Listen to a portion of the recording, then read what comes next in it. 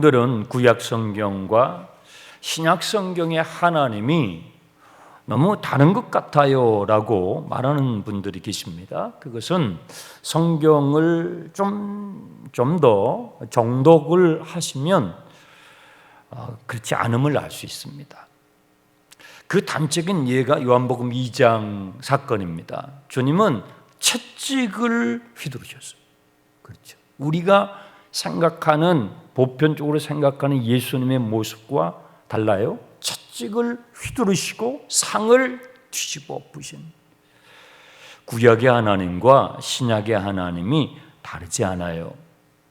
그런 예수님의 모습을 성전의 관계자들이 보면서 당신 뭐야? 당신이 무슨 권한이 있길래 이런 짓을 하는 거야? 당신이 그런 마땅한 권한이 있다면 거기에 합당한 표적을 보여보시오. 당신이 하나님이 보내신 선지자라면 그런 증거를 보이라고 요청을 하는 것입니다. 예수님께서 19절에 주저치 않으시고 말씀하세요. 이 성전을 헐라. 그러면 내가 3일 만에 지으리라, 일으키리라. 유대인들은요, 예루살렘이 세계의 중심이라고 지금도 생각을 해요. 그것은 예루살렘에 뭐가 있으니까요? 성전이 있으니까요. 성전은 단순히 건물이 아니라 하나님께서 거기에 함께 계신다고 하는 상징이죠. 확신이죠. 그래서 이 성전은요, 감히 누가 건드릴 수가 없어요. 감히. 그런데 주님께서, 예수님께서 그 성전을 건드리셨어요. 이 성전을 허물라는 거예요. 충격이죠. 그러면 내가 3일 만에 다시 세우겠다. 자, 사진을 한번 보여주시기 바랍니다. 보이십니까? 광야에서 이스라엘 백성들이 행진을 할 때에, 약속의 땅을 향해서 행진을 할 때에 성막이 있었어요. 그때는 천막을 다 사용했기 때문에 하나님이 임재해 계시는 그 천막을 성막, 거룩한 텐트라는 뜻으로 성막이라고 불렀단 말이죠.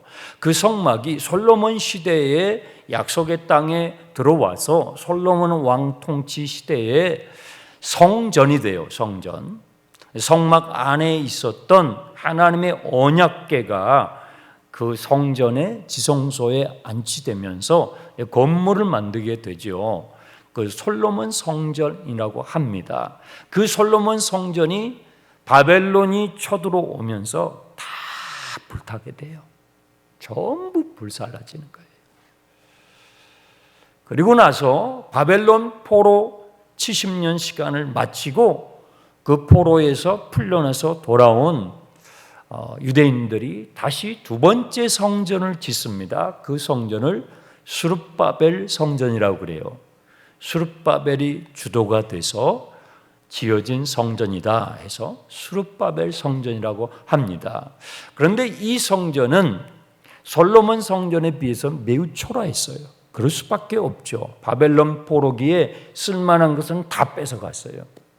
그러니 남겨진 재료를 가지고 겨우겨우 올렸으니까 그 성전은 솔로몬 성전에 비해서 너무나 초라했던 것입니다. 예수님 시대에 헤롯 왕이 통치를 했는데 이 헤롯 왕은 이스라엘 출신 유대인이 아니에요. 에돔 출신이에요. 유대인들은 에돔 사람들을 천시했습니다. 에돔은 에서의 후손입니다. 자기의 출신이 에돔 출신이었던 이 헤롯 왕은 유대인들의 환심을 사기 위하여 정치적 목적이죠. 정통성이 부족했던 이 헤롯 왕은 유대인들의 마음을 얻기 위해서 무엇을 해야 할까 하다가 성전을 재건하게 되면 유대인들의 마음을 얻을 수 있겠다 해서 대대적인 리모델링 작업을 착수합니다. 그래서 헤롯 왕이 이 일을 했다고 해서 헤롯 성전이라고 부르게 되는데 저 사진에 보시는 저 건물은요, 스룹바벨 성전을 리모델링한 헤롯 왕 통치 시대의 성전의 모습입니다. 예수님 당시 성전의 모습이에요.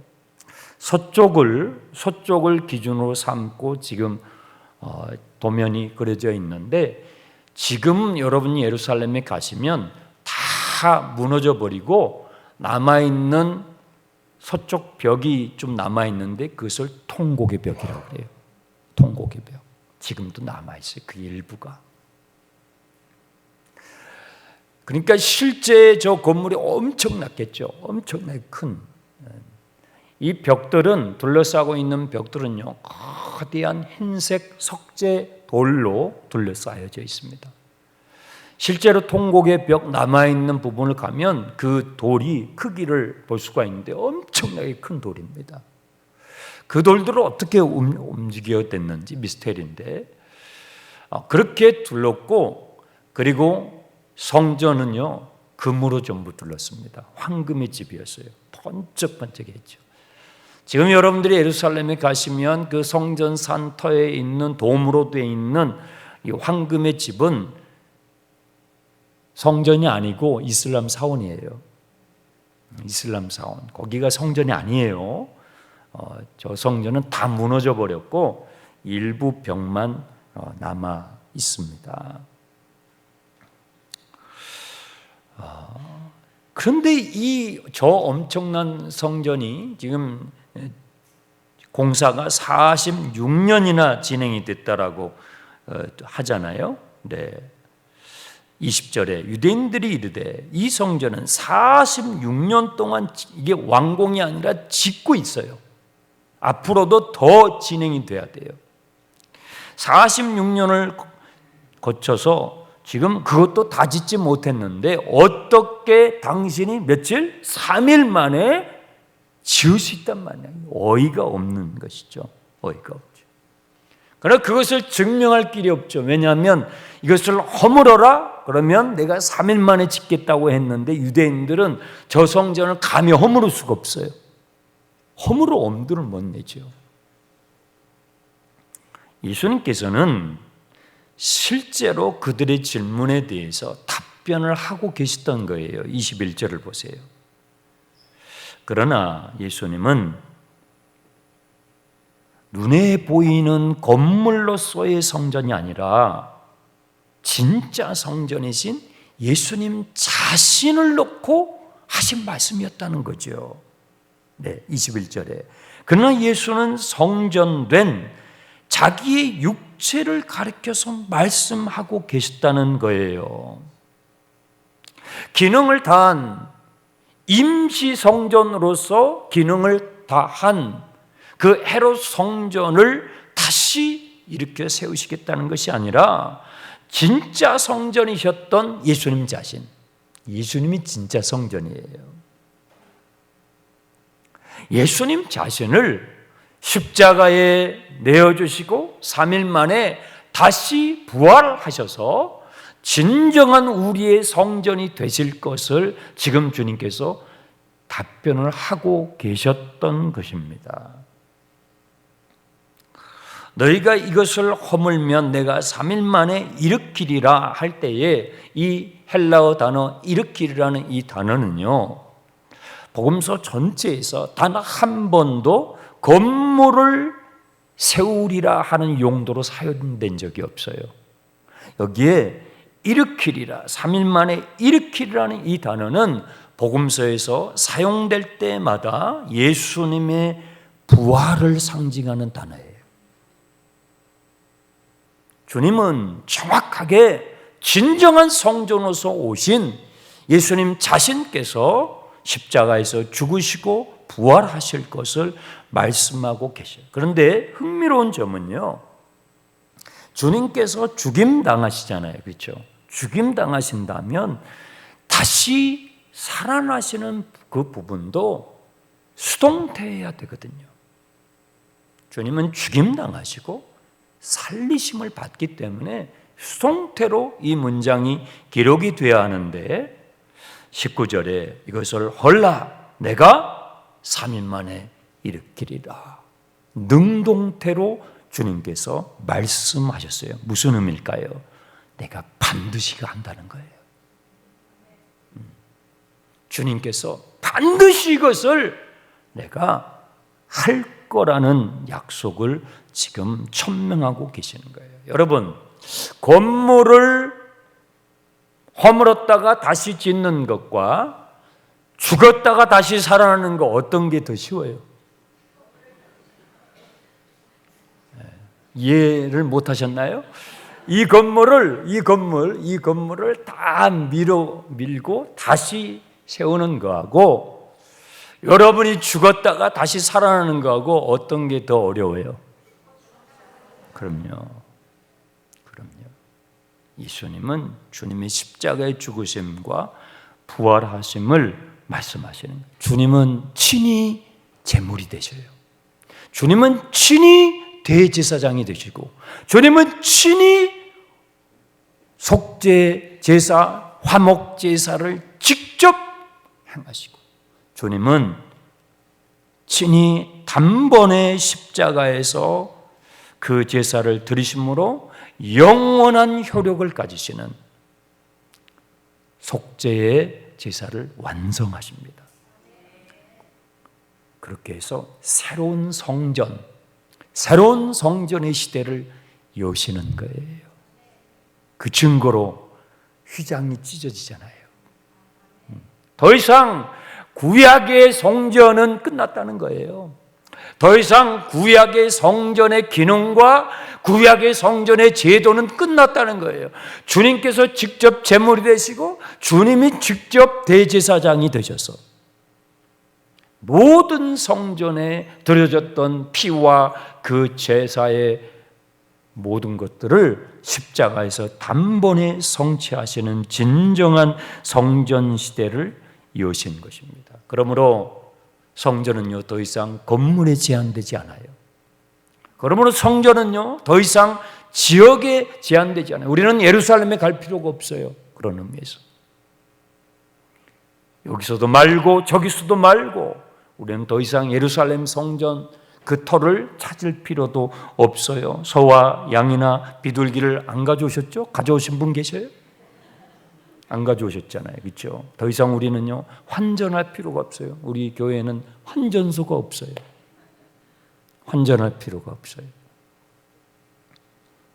예수님께서 진정한 제물이 되셨기 때문에, 예수님께서 진정한 제사를 단번에 십자가에서 드리셨기 때문에 우리는 누구든지 어디서든지, 한국 사람이든지 중국 사람이든지 미국 사람이든지 북한 사람이든지 일본 사람이든지 우리는 누구든지요, 예수 이름으로 하나님 아버지 나 앞에 나아가 예배할 수 있어요. 예배할 수 있어요. 새로운 성전의 시대. 그런데요, 22절에 제자 요한이, 이 요한복음을 기록하고 있는 제자 요한이 솔직한 고백을 해요. 22절, 죽은 자 가운데서 주님께서 살아나신 후에야 제자들은 이 말씀 하신 것을 기억하고 성경과 예수께서 하신 말씀을 믿었더라. 무슨 말이에요? 제자 요한과 예수님의 제자들은요, 주님께서 죽으시고 다시 부활하시기 전까지는 이것을 믿을 수 없었다는 거예요. 이 주님의 말씀, 주님이 진정한 성전이시라는 것, 주님이 진정한 성전 시대를 열러 오신 메시아요 그리스도 되시며 하나님의 독생자 되심을 주님께서 부활하시기 전까지는 제자들이 믿지 못했다는 거예요. 당연하죠. 여러분 같으면요, 저 같으면 저도 믿지 못했을 거예요. 누가 그걸 믿을 수 있었겠습니까? 아무도. 예수님의 제자들은 3년 동안 주님을 따라다녔죠. 주님이 하신 많은 기적을 보았죠. 많은 말씀을 드렸죠. 하지만 주님이 죽으시고 정말 부활하신 주님을 뵙기 전까지는 이 말씀을요, 액면 그대로 믿지 못했던 믿었다라고 솔직하게 고백하고 있어요. 그런데 주님이 부활하신 후에야 구약 성경, 여기 22절에 성경이라고 했을 때 이 성경은 구약 성경일 거예요. 그렇죠? 구약에서 하신 예언의 말씀과 예수님께서 하셨던 말씀이 일치한다는 사실, 구약의 모든 말씀과 예수님께서 하셨던 말씀이 동일하다는 사실을 주님의 십자가 부활을 목격한 후에 비로소 믿게 되었었다는 거예요. 네. 여러분, 믿음은요 고정적인 게 아니에요. 믿음은 자라나요. 그래서 우리가 복음서를 읽어보면 제자들이 예수님 믿었더라, 예수님 믿었더라 이런 표현들이 나와요. 그런데 그때 그 믿었더라가 뭐예요? 진짜 믿음이 아니었다라는 거예요. 기적을 보고 주님의 말씀을 듣고 제자들이 그것을 보고 믿었더라. 요한복음 1장에도 제자들이 믿었더라는 표현이 나와요. 그런데 그때 그 믿었더라는 진짜 믿음이 아니었었다라는 얘기예요. 길가밭같이, 돌짝밭같이, 가시밭처럼 조금만 시련이 오면, 조금만 내 마음에 받지 않으면 금세 주님을 버리고 주님을 배신하고 돌아서 버릴 너무나 미약한 믿음 같지도 않는 믿음이었었더라는 것입니다. 믿음은 신념이 아니에요. 믿음은 믿어지는 거예요. 선물이에요. 믿음이 선물이라는 것은요, 믿어지는 거예요. 주님의 십자가와 부활의 사건을 통해서 성령이 부어짐으로 그들의 심령에 성령이 부어지고 죽었던 영이 살아나게 되면서 믿어지기 시작했어요. 구약의 모든 예언의 말씀과 예수님께서 하셨던 말씀이 동일한 말씀인 것을 제자들이 비로소 믿어지게 되었어요. 여러분, 믿어지는 은혜가 있길 축원합니다. 네, 믿어집니다. 23절, 6월절에 예수께서 예루살렘에 계시니 많은 사람이 그 행하시는 표적을 보고 그의 이름을 믿었으나, 믿었다가 아니라 믿었으나, 좀 이상하죠? 네. 주님께서는 성전 안에서 성전의 관계자들이 표적을 요구할 때에는 표적을 보여주지 않으시고 성전 밖에 나가셔가지고는 예루살렘에서 많은 표적을 행하셨어요. 이 23절에 해 표적을 보고할 때에 우리말 성경은 단수형처럼 되어 있는데요, 원문은 복수형이에요. 주님은 예루살렘에서 많은 표적을 행하셨어요. 병든 자를 고치고요, 기적을 행하시고요. 사람들이 그것을 보고 예수님을 믿게 됐다고요. 그러나 믿었으나예요. 믿었다가 아니에요. 믿었으나는 뭐예요? 그 의미가 뒤집혀지는 거죠. 부족한 믿음이죠. 부족한 믿음. 믿었지만 올바른 믿음이 아니었다라는 것입니다. 그들의 욕망에 맞기 때문에 예수를 믿는 것 같지만 그들의 욕망이 맞지 않으면 금방이라도 돌아설 수밖에 없었던 작은 믿음이었다는 것이죠. 그래서 24절, 예수님은 자신을 그들에게 의탁하지 아니하셨으니, 이는 왜냐하면 예수님께서 친히 모든 사람을 뭐 했어요? 아셨기 때문에, 훤히 아셨기 때문에. 예수님은요, 그래서 사람들이 예수님, 저는 예수님 믿어요. 난 예수님 정말 믿을 거예요. 난 정말 예수님 버리지 않을 거예요. 이렇게 사람들이 예수님을 믿는 것처럼 왔지만 주님은요, 그런 사람들에게 자신을 의탁하지 않으셨어요. 왜요? 그들이 어떤 인간인지를 훤히 아셨어요. 주님은요, 여러분을 아셔요. 주님은 여러분을 아셔요. 주님은 그들이 어떤 인간인지를 훤히 아셨기 때문에 자신을 사람들에게 의탁하지 않으셨어요. 또 25절에 또 사람에 대하여 누구의 증언도 받으실 필요가 없었다. 어떤 사람들에 대하여 누구의 설명이나 증언도 필요치 않으셨어요. 이 사람 누구지? 이 사람 누구야? 이 사람 누구야?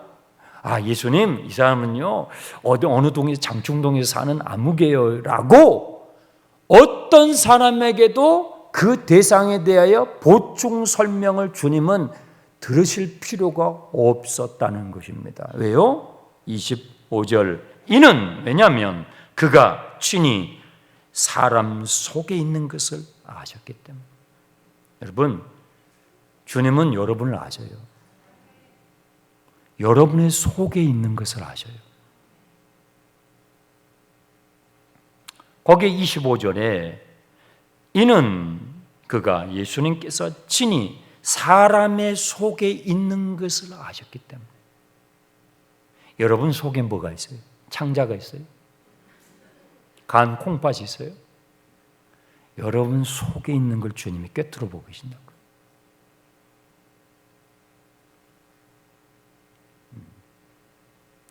여러분 속에 있는 그게 뭐가 있는지 그걸 주님이 다 알고 계시기 때문에 옆에 누군가가 예수님께 보충 설명할 필요가 없었다는 거예요. 그걸 훤히 알고 계셨기 때문에 주님은 자신을 사람들에게 의탁하지 않으셨어요. 우리 안에 있는 탐욕을 알고 계셔요. 우리 안에 있는 거짓을 알고 계셔요. 우리 안에 있는 오만함을 알고 계셔요. 우리 안에 있는 두려움을 알고 계셔요. 우리 안에 있는 연약함을 알고 계셔요. 우리 안에 있는 부패함을 알고 계셔요. 만물보다 부패하고 썩어진 것이 사람의 뭐다? 마음이라. 여러분의 마음이 얼마나 부패해 있는지, 얼마나 뭉그러져 있는지 주님은 훤히 알고 계시기 때문에 주님은 사람들에게 자신을 의탁하지 않으셨어요. 의탁하지 않으셨어요. 그분이 우리 예수님이에요. 그분이 우리 주님이세요. 여러분, 우리 교회 내년에 교회 설립 80주년을 맞아서 우리는 지금 80주년 프로젝트를 진행하고 있어요. 기도하면서 마음을 함께 모으고 있죠. 열심히 우리 전도하고 있습니다. 또 노후된 교회 구석구석을 이제 우리가 보수하려고 합니다. 보수해야 할 곳이 참 많습니다. 교회 외벽부터 해가지고 2층과 중 3층, 그 다음에 천정, 그 다음에 냉난방 시설, 굉장히 많아요. 그런데 여러분 아셔야 될 게 있어요. 성전 보수의 핵심은 오늘 본문 말씀이 가르쳐줘요. 성전 보수의 핵심은 보이는 건물이 아니다. 성전 보수의 핵심은 보이는 건물이 아니라 뭐예요? 우리의 중심. 아멘 합시다. 성전 보수의 핵심은 눈에 보이는 이 건물이 아니라 우리의 속, 우리의 중심, 우리의 중심을 뜯어고치는, 바로 주님이 그걸 가르치시는 거예요. 눈에 보이는 건물을 헐어버려라. 내가 다시 세울게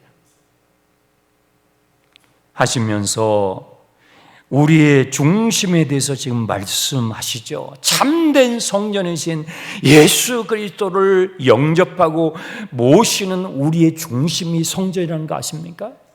너희가 하나님이 성령이 거하시는 성전인 것을 알지 못하느냐? 그러므로 성전 보수의 핵심은요, 눈에 보이는 건물을 올리는 게 아니에요. 우리의 중심, 우리의 속을 새롭게 하는 것입니다.